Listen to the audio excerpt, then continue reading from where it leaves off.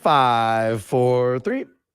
And we are back, folks, here on the Michigan Insider on the Big 1050 WTKA online at the Big1050.com. Sam Webb, Mr. Ira Weintraub on the other side, and the MGoBlog Roundtable crew is with us for the MGoBlog Roundtable. And as we welcome the guys, I want to offer my sincere thank you to, obviously, to the you guys, the fellas, my MGoBlog family, but the MGoBlog community, who really obviously comes in a lot this hour. A lot of well wishes and prayers last week, flooding in. As you see, all the comments, they kind of come in and come through as notifications, and the number of people who offered support, you don't realize till you go through something how much those things mean, and everyone kind of is helping to pick me up. So I wanted to, as we bring in the MGoBlog audience, I definitely wanted to send my thanks, my sincere gratitude, and that of my family to all of you for all of the love and support that you're sending our way. Is certainly greatly, greatly appreciated. With that, good morning, crew. How are you this morning? Starting with you, Brian Cook. How are you, my friend? I'm good. How are you, man? Hey, man, just one foot in front of the other, loving being back at work, loving hearing people complain about the office. You know what? It's like it's. I've been saying this all week. Never have I been so pleased to hear people bang their heads against the wall about play calling and be ready to jump off a bridge because why doesn't Michigan have a quarterback? I was like, this is like music to my ears right now because it is a welcome distraction. My man Seth Fisher, appreciate you. You talk about people reaching out to you, helping pick you up, Seth. Obviously, definitely just he did. It was one of those people last week as well. So appreciate that. How are you this morning? I'm good, Sam. I've been in that hole. I know what it's. I know the way out, and it's just little steps, man. Yeah, But appreciate I'm good. I'm gonna do this. We're gonna do the MGO radio tomorrow, and then I'm getting on a plane to Seattle because I promised my cousin in 2012 when they decided they were gonna do this Washington game that we were gonna go to this game, and we reminded our wives once a month that we're going to this game so we can make this thing happen. And then COVID canceled the game, so now it's happening. It's finally happening. We owe him one. I mean, I went to the last game out at is it called Husky Stadium? Is that what they call it? Yeah. Yeah. So I went to the last game out there in 2001. And it was the Saturday before September 11th. Mm-hmm. And it will always stand out to me for that reason. Like, man, I was just on a plane Sunday, and then obviously that happened, and so that always stands out to me. But to get back to that game, it's a great play, great setting for a game, different circumstances for this Washington team, both that year and this Washington team this year compared to the one that we last saw in the national championship game. Craig Ross. But Craig, how are you this morning? I'm doing okay. I know you loved your brother very much. Yeah. And to some extent, what you just said makes me realize that this stuff we talk about isn't meaningless, right? There's a certain level of meaning to it, and that it gives our lives some context and an ability to sort of fend off things in life that aren't too happy. So one man, truer words were never spoken. It gives us a chance to have a respite from life and perspective, and then it also brings into a perspective that you got people sometimes, that people that care about you. And that lifts you up too. So, guys, definitely lifting me up. Let's talk about some things that make us smile, okay? Michigan's offense. In a broader context, sports make us smile. Even if the Michigan offense right now, isn't eliciting a lot of smiles. Brian Cook, the team, they came out and it's looking. I mean, they get out to a 21-3 lead, and they are not, for whatever reason, they're not able for the third week. I think it's the third week in a row where they just don't look the same in the second half. Obviously, offensively, things grind to a halt. Defensively, things they got put in a pretty bad position, but defensively, things kind of turn too. Just your reflections on the narrow victory over Minnesota last week. Well, I just don't understand what they're doing. And that's something that I guess I just have to grapple with. So I think in the game column I said that Orgy had something like 3 or 4 called runs. It was actually one. He had One one called run. Well, even that wasn't a called run. It was a zone read where he kept the ball. They didn't have a single quarterback run in this game. Yeah. Like that was just called before the snap, which seems to be completely insane to me. Like, like what is the point of running, having Alex Orgy as your quarterback if you're not going to use his legs in a serious fashion? You know, they did use a couple, half dozen, maybe 10 snaps of the 2-back package, which looked good.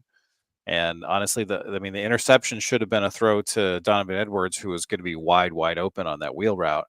And those plays are the ones where it kind of felt like Michigan had a tactical advantage, because even though a lot of those plays didn't go very far, you could see that, like, okay, well, if this block gets made, there's nobody else until the safety, which hasn't really been the case for most of Michigan's runs this year. And I'm not saying that you need to do that every time, but I do feel like, given the amount of talent on this roster and where it is, like that 2-back package should have been your main thing from the drop. And even now, that was week 5, and they're just sort of dipping their toe into it. So it just doesn't make sense to me, and I get cranky when that's happening. And I know that there are probably reasons for this kind of stuff. But for about the 4th straight week, I was like, well, why aren't we trying someone else at these offensive line spots? Because Link had a poor game. I thought Jadis had a poor game. We saw Percy come in. I thought Percy actually played fairly well.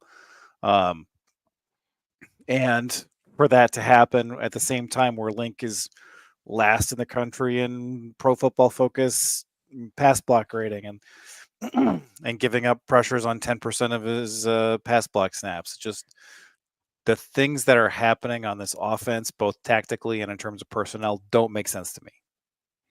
Craig Ross.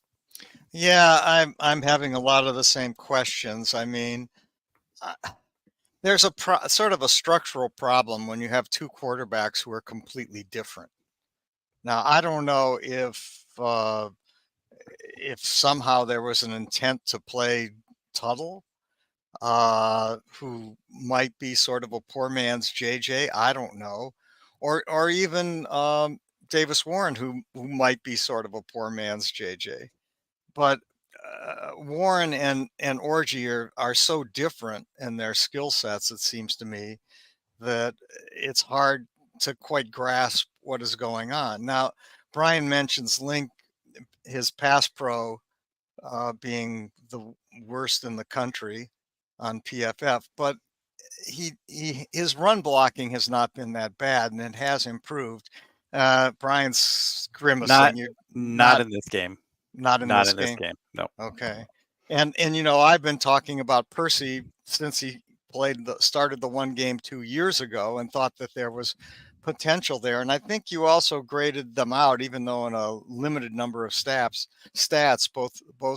both Gentry and Percy pretty well. Is that right? Last week, I don't know what you did. Well, Percy didn't really get in, but Gentry's just doing like the bonus OL stuff, but he's looked reasonably plausible. And it felt like last week. It's not like Link has really performed in a way that would suggest that he's locked down the job. And I would have been, it's a third away in the season. Maybe we should try someone else. And, I'm not in practice. I don't know what's going on there. Right.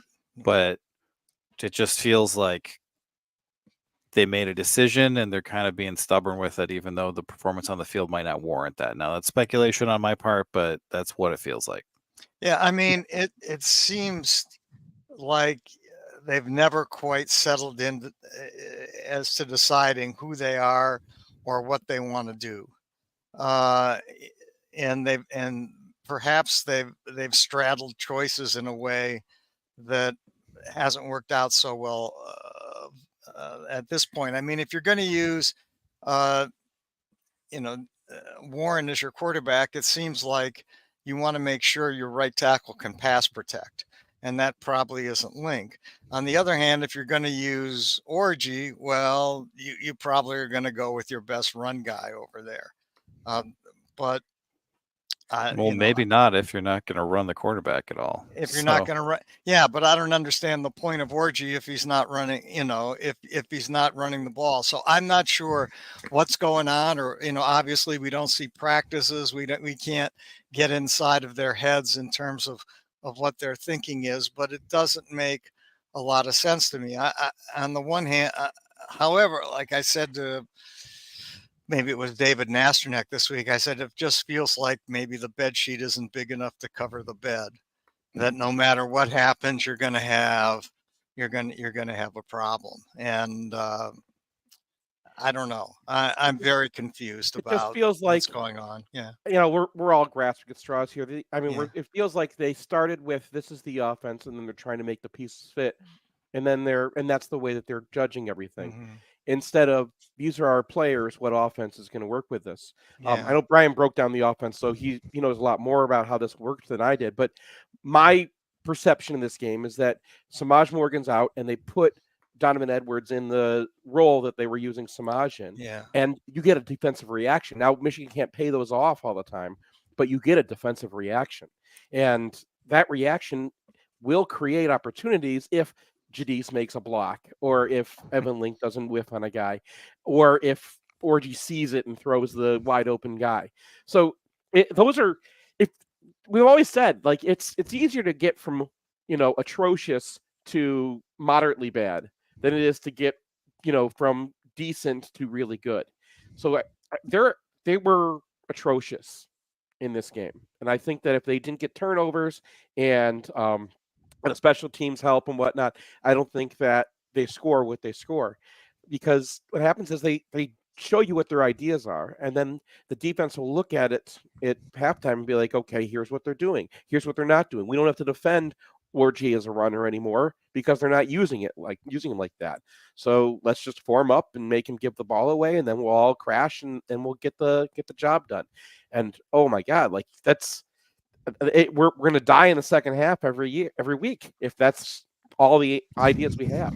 So reaction. I think that Brian hit on a point that I hit on during the game and after about the QB runs. I think that Alex Orgy as your quarterback necessitates you having QB runs in the offense every game, 5 to 6.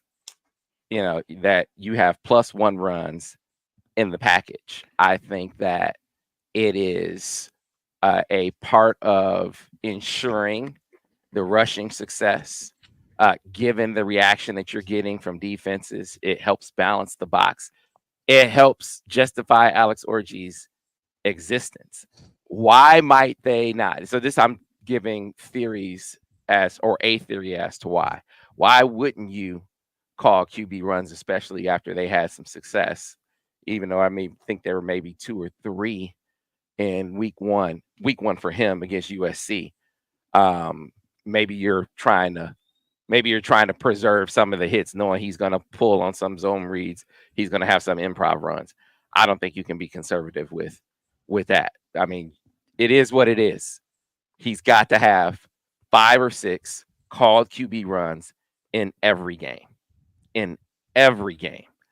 Not only because of how it helps ensure the success of the rushing offense. I think it can also be a part of Alex Orgy's rhythm, getting him in the flow of the game, getting him in the flow of the running game as well. I think all these things go hand in hand, and the absence last week was definitely a bit perplexing to me. And in the past game, I liked that they started to give him a few more opportunities over the middle of the field with mixed results. You see him hit the 4th player in a progression on the backside dig, and then a couple of plays later, it's the interception. So he makes a right decision when he gets pressure. He pulls it down because I think he sees I said this wrong, and I need to say it on camera again. I said he saw it late. He saw it late, coasting Loveland running down the middle of the field. I don't think he saw it late. I think he saw it and he got pressure. Okay, so he gets pressure, he fronts out, and now he tries to get to it again. But now I think he's seeing another guy start to come. He has time still to make the throw. He makes a poor throw. But when he makes that extra move to get away from pressure, now it's your other reading. Donovan's even more wide open. And I think that's why he's saying, I got to get over to Donovan. So listen, to me, you see them maybe still trying to make some adjusting to who they got at quarterback, which is you got to run him. You got to run him. I understand maybe you're trying to preserve hits, but you got to run them. And then on his side of things, listen, your run for yards, your pass for miles. I think as he scrambles, being able to make good decisions after he kind of makes a move. So that was one where he didn't make a great throw. There was another one, a scramble on the first drive where he gets a first down. He got a first down and they scored on that drive. I want to go back to you guys, but as he scrambled for that first down, and I wonder if we'll see this in the Washington game. Guys, did you see the defense come up? And did you see Colston running down the sideline? I think as he does it more, he'll see there's some opportunities as he breaks contain. He's going to get a reaction. He might have some opportunities down the field. Yeah, and I mean, you saw a couple of events in the second half that were encouraging. He was able to step up through pressure and find Loveland for a first down, and he was able to get to Bell on his third read on that dig route. The accuracy isn't what you want it to be. The consistency isn't what you want it to be, but I do think he showed more than he showed against USC. It's just that, the structure of the offense doesn't really seem like it's built for Alex Orji, and I think I'm repeating myself at this point, but is what. No, you're absolute. You're 100%. The lack of QB runs was the most glaring thing about the offense to me, and I just don't think you can do that. Yeah, I do not think you can do that. Also, I mean, their screen game is not polished at all, and when they did run Orji, he kept on they threatened to bash. And he kept on it. And we saw Jadis leave a guy to go block someone who was 3 yards upfield and had been optioned. And it just feels like they haven't repped these plays. And I don't think they really respect the style of offense that you need to be able to run to have Alex Orji as your starting quarterback. And, in the aftermath, Kirk Campbell said, well, we can't do a bunch of stuff because we're still trying to get the basics down. And that's true. But a lot of these things don't require unusual things from your offensive line. They just need to be told what to do and how to do it. And it's like, but they're still executing the same kind of blocks. So I feel like that's kind of a cop out of a response, and it wasn't very encouraging to me. I mean, do you feel that any of you guys feel like there's anything you've seen in the first 5 games that makes you feel like Michigan can have a sustainable offense over the rest of the year? Yeah, his name's Khalil Mullings. Okay. I think that they got to do 2 things. That we can say. One thing I can't predict. I don't know how far the passing game is going to progress. That is pure hope. You hope that as he puts more on his menu, that's just going to get better. The things that that they can do, that you hope that they will do, is they got to have QB runs on the menu in every game. I think that's a part of ensuring rushing success, in my opinion. And then I think they got to have more Khalil Mullings and Donovan Edwards on the field at the same time. You just don't have the luxury of, I think, personnel like that being on the bench. You don't have enough playmakers to have Donovan Edwards with 9 touches in the game. You just don't. So you got to find ways to have your RB1 and your offensive weapon on the field at the same time, and figure out how do you get 15 touches to this other guy. Whether if Colston Loveland is the only guy that's getting open routinely on the perimeter, then use this guy that way. Use number 7 that way too. and try to get him some more touches that way. It's like a home run hitter getting hacks. You got to give him some more hacks. And even if you aren't throwing to him, you said something earlier, Seth, about the reaction that he elicits. Yeah. You need to, you can't have that guy on the bench as often as he's on the bench because of the reaction that he elicits from defenses, and you don't have other guys available that elicit that kind of reaction. So they're doing the 9th grade version of that. So so there was they've been throwing it to Edwards in the flat and just running flare screens, which is everyone's seen a flare screen. There's nothing weird about that. You see Edwards go out there, you're going to get the reaction.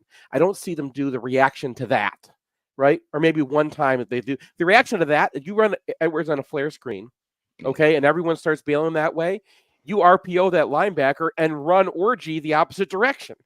Right, that's a called orgy run. That's a very simple thing to, and we're all just repeating ourselves here. But then they had a reaction to that, right? So their reaction to that one was the thing that Indiana used to love to do, which is that fake screen. Then you throw behind the guys as they're coming up with the screen, and then Orgy doesn't throw it. So they haven't repped it obviously because Orgy he looks in that spot. He's got it's just a small window. You have to throw it in time. And it's a practice thing. You just got to rep that thing until you know when to throw it, and then you feel it. So, that we're asking them to install this offense now, and obviously they haven't repped it yet. And it's it's the 9th grade version of it. It's just how good are you going to get from there? Yeah, I try to talk about things that are wheelhouse things that seem like, listen, they can do this. Like you can call it a QB. Calling more QB runs is not changing the offense. That's within the framework of what they do. Having more Donovan Edwards, like I see in the chat, well, Donovan Edwards is not the answer. He's an answer within the framework of what they have. I mean, they don't have. He may not be a wide receiver by trade, but who at receiver do they have that you see routinely getting open right now? Who do they have? Who do they have that routinely gets behind defenses? Or let's scratch all of that. Who do they have that elicits the kind of reactions that Donovan Edwards? So it doesn't matter that he's not a receiver by trade. Who do they have that elicits the kind of reactions that Donovan Edwards does? Well, the simple answer is, Sam, I mean, that Brian and Seth have been saying from minute one is you got to get your best players on the field. That's the point. Right. I mean, it's as simple as that. And that means Mullings and Edwards need to be on the field. They have to figure out, the best way to use them. And that's just a fact. You can't leave Edwards on the bench because he's a home run hitter. And obviously Mullings needs carries because he's a dynamic runner. Okay. And if you're going to play Orgy, then you've got to design some runs for him because that's the only way you give those other two guys any opportunity. You got to get the ball to Colston Loveland because he's a player. That's the easiest thing of what you said. The QB runs for Alex is the easiest thing because they do it already. Right. They already do it. So the only thing I can think of is they were trying to keep hits off of him, but I just don't think you can. Yeah, I mean, like that made sense when it was JJ McCarthy, right? Yeah, right. Yeah. And JJ McCarthy was the whole franchise, and he was the guy who was going to win you a national championship. This team is just trying to beat Washington. Like they're a dog in the Washington game. There's no reason to be putting anyone on the shelf in the hopes of something down the road. You got to win this game this week. Yep, I'm with you. Yeah, I'm with you. Yeah, I'm with you 100%. And I think that's something that, and I'm guessing on that. I haven't had any conversations to know that that's the thinking. I'm just, asking myself what could be the reason, because there were some of those were on the menu in his first start, and they were totally absent in week 2. And so that's the only thing that makes sense, especially talking to Borges about it. He said, when I got to Michigan and we had Denard Robinson, we completely shifted our thinking about what we were going to do offensively, and we're going to design it around Denard Robinson and bring some spread concepts in. But I wanted him to carry the ball. I wanted him to carry the ball less and give it to the running back more, not because I was, changing I wanted him to be more pro style. Was because I wanted to take hits off of him. He was coming out of every game So Okay, who but we the saving guy, him for? but the guy lined him up under center for Yeah. most of his time. I like that's just. I mean, so I can't listen to Al Borges talk about what he did with Denard Robinson. wait, but hold on, hold on. Because he's like, oh, I did this and I did this. No, you didn't. You just ran your offense. Like, That's not what he did. That's not what that he did. is what he did. That is not what Absolutely what he did. He like he was running waggles with Denard Robinson where there were 6 opposing guys like that's not, where that's they're not what ready he to. did. Because That is what he did. Devin Oh, did. all right. We got to stop talking about this. He did a dissertation on this. Devin did. He said, "Hey man, they about a couple weeks into the season, they came in, they had pro style concepts, and they basically adopted a lot of Rich Rod's spread concepts into the offense. They completely had changed 7 what they did points with San in Diego that Notre State. Dame game until they had like 100 yards against Iowa, operating all from under center. And when it became desperation time, that's what they went back to because that's what worked. And so you had a guy who hadn't run a system like that at all come in and change his offensive style and playbook to accommodate a quarterback who rushed for 1,000 yards. No. He rushed for 1,000 yards, and Fitzgerald Toussaint rushed for 1,000 yards too.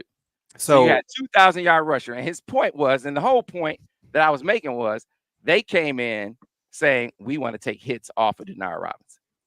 We want to take hit. That was the theory behind what they wanted to do. We cannot get through a season with him taking the same number of hits that he took because he was coming out of every single game. So he will not make it through a season if we do it this way. Well, he said, because he's going to improv run, he's going to do all these other things. Well, they got into it, and he said, even with us running like 2/3 of the plays, he still wound up running it about as many times. But you realize you got to call some QB runs no matter what, and you got to risk it for the biscuit. I think they got to come to the same conclusion with Alex Orji. You just got to call a certain number of QB runs every single game. Just got to, have to, and risk it for the biscuit. I don't want to relitigate what happened a long time ago, but one thing that Brian says, and maybe you said, Sam, too, that is absolutely true, is that they had a run game, they had a read option game in the offense last year. It isn't like you're installing anything new. I mean, JJ ran read options, right? And now they weren't a lot, but they were in the offense. So how difficult is it for them to put that into this year's offense with a guy who you should want to run the ball? So I don't understand it exactly. There must be some reasons. I assume the coaches are a lot smarter than I am, but I don't, as a ordinary fan, I don't understand it. Yeah, so we'll see. We'll see. We need to get to a break because we got to pay some bills. So as we do, Ira, we're going to be out and about this weekend, right? For the Washington game, for the countdown to kickoff. Going to be over at Monty's Public House for the Wolverine, for the countdown to kickoff. Yes, Sam, actually, we're going to get there earlier than that because you know what starts on Saturday at 1:08? Tigers baseball. And that's going to take us right into the Wolverine Rental Countdown to Kickoff live from Monty's Public House starting at 3:30. We'll be on the air 3:30 to 6:30. It's you, it's me, it's Goose. It's our special guests. It's our some great drinks, some great food, and of course, a lot of pregame fun. And then you can stick around at Monty's to watch the game with all of your Amazing Blue friends. That's at Monty's Public House on Packard at Platte in Ann Arbor. Brought to you by Sun Cruiser, made with real iced tea and real vodka for an incredibly refreshing, smooth, and easy drinking beverage. Let the good times cruise. Cruise over to Monty's.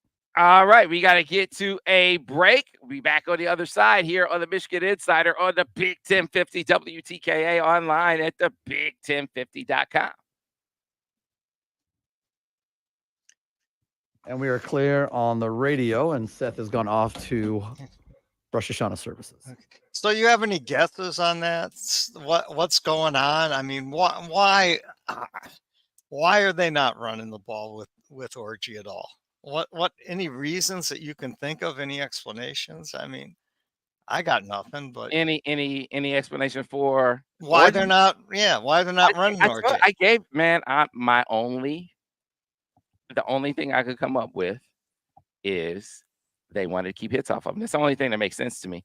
And thinking that they could run the ball effectively, he's going to run on zone reads and improvs. He's gonna run the ball on zone reads and improvs, and we're gonna keep these extra hits off of him by not calling QB runs. And we're gonna be able to run the ball anyway. But they're And barely I running any think zone read, right? Yeah. they ran a few. And I few. thought he was. I mean, the limited few. I thought he did a better job. He pulled one into a gap transfer, but I think it's one of those things you got to rep. Like you got to see that to kind of know. I mean, I'm sure they went over it on paper or in film, but Devin was like, man, until you see it in a game, to really understand how to react to it. And sometimes you tip your cap to the opposition. But he against USC, he made a couple of really bad. He made a couple of bad reads, and so I felt better about it. But at the end of the day, some called QB runs, I think, are going to be a part of the elixir for the run game, and making sure that they get to 200 yards. I think it's a piece of it. Well, I mean, yeah, if you have Donovan Edwards in the backfield and you motion him out, someone's going with them. And they have a choice between being even in the box or playing zero. And that's going to work a significant amount of the time, more than it is now, because you're getting free hitters delivered with some frequency to the backs at the line of scrimmage. And that's not going to be possible if you're running that. And Well, so Dave in the D says Orgy is a mobile QB. He doesn't have to be a running QB to be effective. I actually think he does.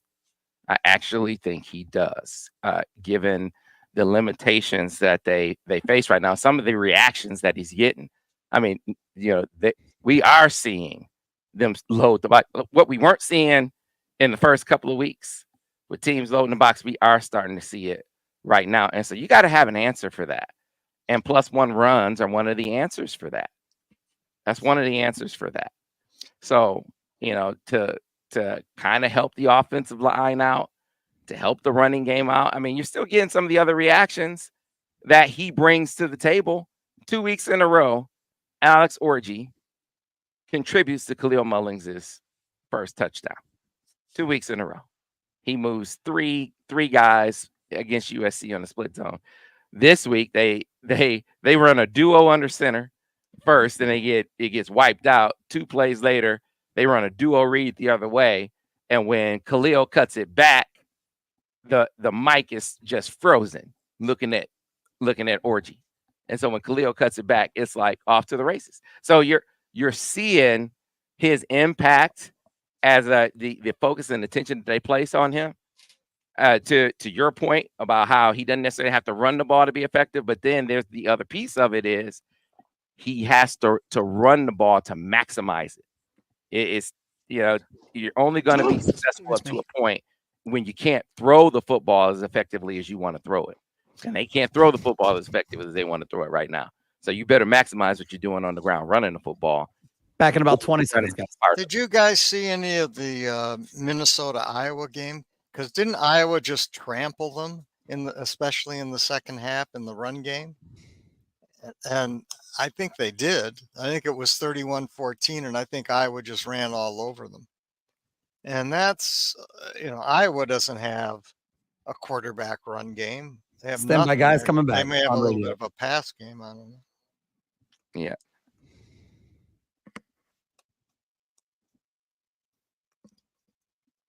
Back on radio in 5, 4, 3.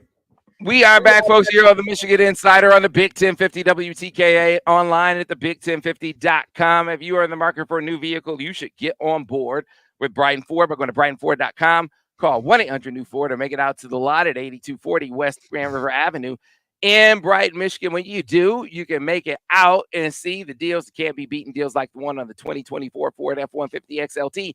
Get into one right now for $369 a month, $3,500 down, or $496 a month with $500 down. How about the 2024 Ford Escape Active, $189 a month, $3,500 down, or $312 a month with $500 down. And last but not least, the 2024 Ford Edge SE, $216 a month, $3,500 down, or $339 a month with $500 down. Those and other great deals. Get on board with Brighton Ford. We're going to brightonford.com. Call 1-800-NEW-FORD or make it out to the lot at 8240 West Grand River Avenue in Brighton, Michigan. So they go on the road, first time this season, taking on the Washington Huskies. Jed Fish led Washington Huskies. You figure that, or you figured heading into the season, this is going to be a team. They go out and they get a veteran quarterback in the portal. They're going to be able to put up some points with Jed, or they, at the very least, their offense was going to have a certain level of potency that might be better than other teams that were in year one of a regime. I think that is proven to be true if you look at yardage. Not true if you look at points, Craig Ross. I can't quite figure out why a team that's putting up 500 yards of offense is not putting points on the board. Now, of course, that's you get out. They're going to be at home against Michigan. It's now week 6. Jed's probably feeling like, okay, this is an opportunity for it to all come together. Yeah, I mean, coming into the year, I was feeling good about this game because I looked at the Washington offensive line, and I think Alex Drain did a review of that this week on Brian's site. And their offensive line looks like a piece from here, a piece from there, and none of it very good. Yet they're still putting up a huge number of yards. The key stat for me is always net yards per pass attempt, and their net yards per pass attempt is really, really good, and Michigan's is really, really bad. In fact, if you use my little algorithm on this, Michigan's going to lose by 4 touchdowns, and because those numbers are so stark. But Washington isn't scoring any points. Now, their field goal kicking this last week, I think, was bad. I think they missed 3 field goals. I think they've had trouble in the red zone, and they've made a lot of mistakes. And those weren't always on the road. They were also at home, where this has happened. So I'm not quite sure what's going on with Washington. I do know they're gaining yards. And that makes me very nervous in this game because Michigan is not, particularly in the pass game and the run game. Okay, have you looked at Washington at all, Brian? Do you have any insight? No, I haven't. I mean, I've kept up with what they've been doing, and their down-to-down performance is excellent, and then they shoot themselves in the foot with penalties and missed field goals, and like the win percentage, I think that Rutgers had last week was about 4, which is not high. Yeah. You can't usually when you get outgained 2-1, you don't win that game. Correct. So I feel like this is a bit of a trap for Michigan. I know they're already a dog, but it's just 3 points. Washington has been playing better than their record. Michigan has not been playing as well as their record, and it just feels like they really need to step their game up if they're gonna, I would say, even stay in this game, let alone win it. Yeah, Washington started with Weber State, who I don't even know if they're FBS, but they're not very good in any event. And then they had Eastern Michigan. And then they had their 3 tough games, Washington State, Northwestern, and Rutgers. Now, you wouldn't think of any of those teams as world beaters, but they're all okay. They're all, they all have some strengths, but they only put up, let me look at, an average of 20 points a game against those 3 teams. They're putting up an average of 20 points per game, averaging 500 yards. So that does feel like a trap. It feels like weird stuff happened in those games. That's probably not going to happen again. And so Michigan really does need to put it together. Plus, you're worried. It's a very loud stadium, I've been told. Yes. We'll find out. I'm going. David and I, my wife, are going. Yeah. Alejandro's going, I think. He's driving us to the airport. Alejandro, Zach. I have 3 guys going out. Okay. Alejandro, Zach, and Josh Newkirk Okay. will all be at Husky Stadium. It is a very, very, very loud stadium. I remember it feeling like, I don't think it shook, but I remember it feeling like there were more people in the stadium than, what is it, like 70,000? Yeah, it's about maybe a little bit less than 70, I think. Yeah, 68, I think. Yeah, it sounded like it was one of that beautiful setting for a game. But listen, if the defensive line can do, and they should be able to do to this team what they did to USC, and knock this guy around the way they knocked Miller Moss around, that's one of the keys here. You got to hit him and hit him early like they did Miller Moss. Now, if they can't, then they'll put up 400 or 500 yards if the defensive line can't have the kind of day that it had a couple of weeks ago. But there's no reason they shouldn't. They should be able to go and beat up on this offensive line if Josiah Stewart's back. And even if he's not, they should still have success. But especially when he's expected back, especially if he's back, they should be able to go out there and have some success putting some heat on the quarterback. And then on the other side, listen, they should be able to run the ball. They should be able to push him around. I think that Alex Orji running is a part of that. But they should be able to run the football on this team. Run the ball and beat them up on the defensive line. Those are two big keys to avoiding this being the kind of nightmarish principle that some Michigan fans are fearing it being.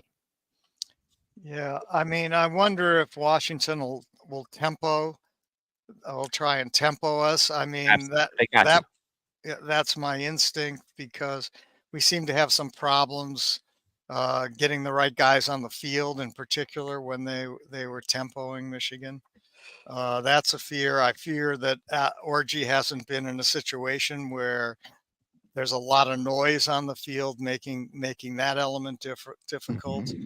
And I don't quite understand Washington, because you look at their offensive line and you would say that offensive line can't be very good. Yet they're gaining yards against teams that are not terrible on defense. So I'm worried.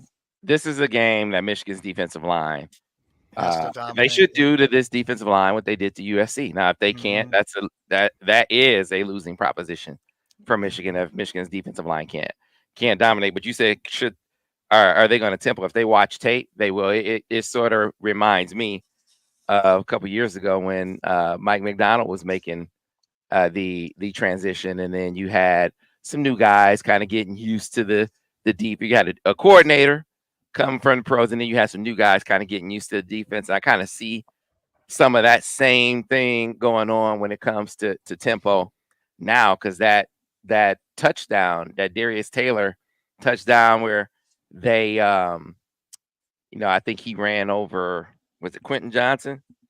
Yes. Yeah, Michigan had no edge on the defense on that play. If you look at the tape, there's no edge on the defense. You got Ernest Hausman lined up outside the receiver. They couldn't get lined up right. So if you watch that tape, you're like, let's tempo this team. Let's tempo this team and see if they can adjust, if they can react to it in the right way. So I would expect to see some of that in this game. Yeah, I suspect that's going to be a major part of Washington's thinking coming in, given how Michigan looked at the end of the game this last week when Minnesota tempoed us. Yeah. So anyway. Yeah, there's definitely some things to be concerned about. If they don't make progress in some of these areas from one week to the next, then Michigan will lose on the road. But if they show some progress from 1 week to the next, then they'll win this game. Even though they're an underdog, they'll win this game if they, we see them throw some quarterback runs in there, and the running game gets back in line with what we saw a couple of weeks ago. That's a winning proposition. The defensive line gets back to doing what we've seen it do for 4 quarters instead of 2 or 3. That's another big factor. They got to play 4 quarters, man. This team hasn't played 4 quarters, and so you don't do that on the road, you get you beat. So, bad calls notwithstanding, it was not hands to the face on Mason Graham. No, that was a bad call, and it probably cost them a touchdown. I also felt that the guy never caught the ball at the on the Hail Mary at the end of the half, which put the officials in a sort of unusual conundrum. if they review the play, you give Minnesota 3 points or a chance for a touchdown if they decide that's what they want to do. If you don't review it, you get it wrong, which is what happened. As it turned out, the clock seemed to stop, and so it didn't matter. Maybe it should have stopped. I'm not quite sure what the rules are on that. Worse to me was the end of the game where the clock ran backwards on a couple of occasions, which really I found to be bizarre, but didn't matter. Didn't impact the game. But Yeah, man, and they tried to make a big deal. The onside kick in this back. Look, even if they had gotten the onsides right, this point, I don't know why it doesn't get brought up. They touched the ball early. So it's like they also blocked early too, which you can't do. They committed 3 penalties on the one play, not just one. Yeah, I'm sort of surprised Minnesota fans got worked up over that one because the ball hit the Minnesota guy's knee and then deflected the ball, and that before the 10 yards. So, and I assume that's something that could be reviewed, unlike the offside, which could not be reviewed. So, in any event, the complaining about that was not sensible. And Big Ten, give it, pour gasoline on the fire. Rule check. Okay, anyway. Yeah. Neither here nor there. I do want to see. I mean, hopefully they saw enough of having both Donovan and Alex on the field together and kind of seeing what that looked like and felt like it was more steps. I didn't count it, but eyeball test felt like we saw it more last week. That package has promise. It has promise, and I think it's a necessity given the limitations that they have. I mean, you got to have those two dudes on the field together more than we've seen them thus far this year, because you just don't have enough weapons on the field to enough, and so you can't have Donovan Edwards on the bench that much, in my opinion. Well, I think Brian said that from I agree. week 1. Yeah. I mean, from week 1, Brian's been saying that you got to have them on the field. It doesn't make sense when you have. I mean, one thing that you're seeing is that you're seeing the opposition cornerbacks and nickel guys offer those receivers absolutely no respect. So they are nose to nose with those guys on every play. And that really affects your ability to run the screens that would give you some horizontal relief, because if you're not threatening downfield at all, those screens just go for 2 yards or worse. Now, if you want to go put someone in Donovan Edwards' nose, I mean, now you're taking a risk in a way that you're not taking a risk with some of the other guys that they're being nose to nose with. So I feel like he's got to be out there, and just his presence, if you put him in the slot and you threaten to run him vertical, that's going to keep some safeties out of the box. Yeah. That's you get this game, you get the bye week. It's opportunity time, and this the way they play defense. It's ripe. And Devin, who called the Washington Rutgers game, scouted them really, really heavily. Steve Clark, who's went back and scouted a number of their games, he said, what they've been is a very, very what you see is what you get defense. They don't disguise a whole lot. Maybe they'll throw a little in to try to confuse Alex Orji, but he said, they show you cover 2, they're playing cover 2. That's what they've been. And so this feels like an opportunity for this offense to make some hay. So we'll see if they're able to do it. Yeah. Fellas, that's going to do it for us. Go Tigers, Craig Ross. Go Tigers. No, I mean, it's a hard problem for me. I admire what the Tigers have done this year. It's been incredible. Congratulations to the Tigers, but I still got to root for my Gribe. And so that's it. What, I there's a certain fatalism in rooting for Cleveland since Beat Ohio. Yeah. Right. In everything. Anyway, folks, we got to get out of here. We'll see you tomorrow. here on the Michigan Insider on the Big 1050 WTKA, online at thebig1050.com.